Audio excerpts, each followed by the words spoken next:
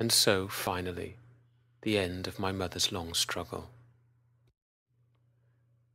As life is a book, so when the death of a parent is written, our story darkens a little. In removing one of our greatest sources of certainty, such a loss completes another phase of innocence, and a further chip breaks away from the edifice which is ourselves, as we shuffle forwards in the queue. This is not a love story, it's just a part of me. Returning to my hometown occasionally over the years was always an experience in time's distorting effect on the perception of places and things. Look around and what you see.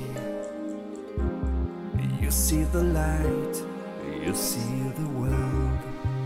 As a sheltered Christian boy from a poorish family in the back streets behind the seafront, the larger hotels had always possessed an air of untouchable grandeur. I couldn't imagine knowing anybody that might have been able to afford to stay in such places. One such establishment was the Prince Regent. Now, decades later, it just happened to be the place where an online last-minute accommodation booking site had led us to.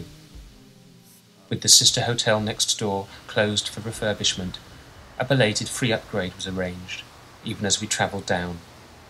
And there we were, checked into this listed Georgian building, one of the grandest facades on Weymouth Esplanade, and object of so much childhood wonder.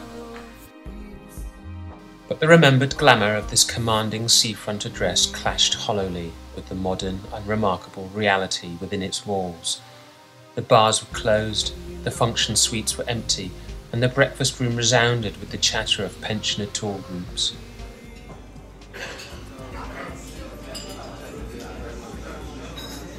The space and anonymity were welcome, but the Prince Regent was now just a place of brief comfort between 2 days of funeral rites. It being January and very slack, we were given an elevated sea-facing room. Its net-curtained window looked out over the relentless rolling white froth of shallow waves as they pushed each other in from the cold winter darkness of the English Channel. It was an urgent forward rhythm, like the movement of time itself, or our own lives as they are borne tremblingly upon it. Small shiny crests, quite beautiful and mysterious, sourced from some unknown swell beyond the horizon, and now, finally, heaving themselves to an end on the sandy shingle below our room. A ray of light has made you right with what you have inside. You're showing me the many sides of turning wheels of time. I had spoken to my sister on the phone. She had been with my mother for the last hours, and I knew of the desperate resuscitations, the collapsing body function, and its culmination in a multiple organ failure, which left life support as the only remaining but futile option. You are so weak.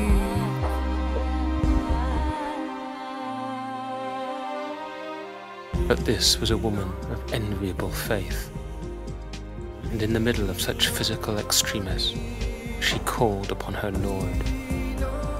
"Jesus, take me home," she cried.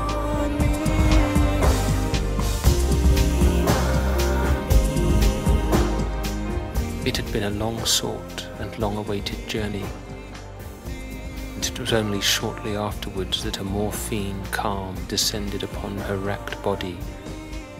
The wave and the shore were finally brought together, and her aspiration was complete. Look around, the world Looking out from room 323's precipitous window at the Prince Regent on this bitter day of mourning, where the indifferent gulls wheeled through the air and puzzled on the parapet, the curving bay of Weymouth never seemed so exotic, its colours never so vibrant. Here was a canvas plastered with memories of childhood, and for a moment, all context was lost. You are so delicate. But from beyond Weymouth Harbour, the bulk of Portland rose. Its bleak and treeless ground would be my mother's final resting place, and this would be the hardest ritual of all. Lean on me.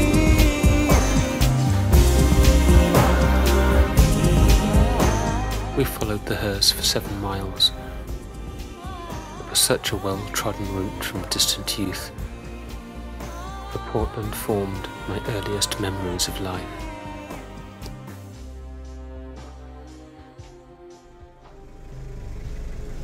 What do I do? Just follow. It was my first burial.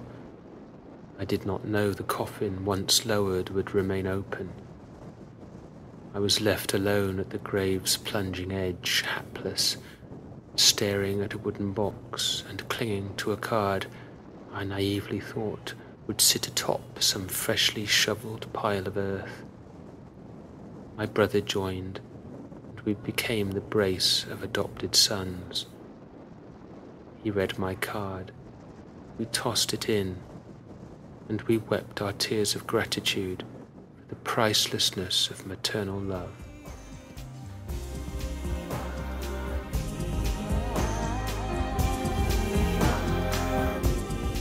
For those left living, a new morning comes.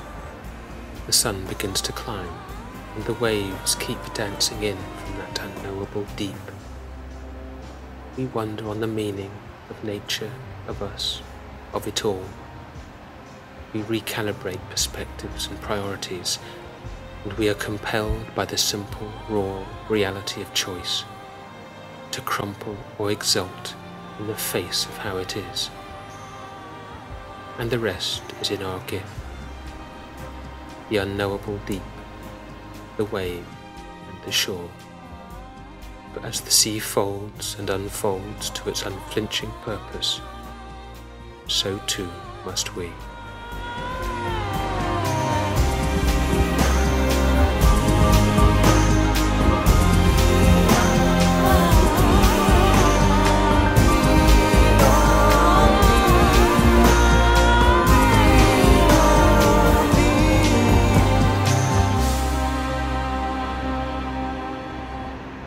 Look around.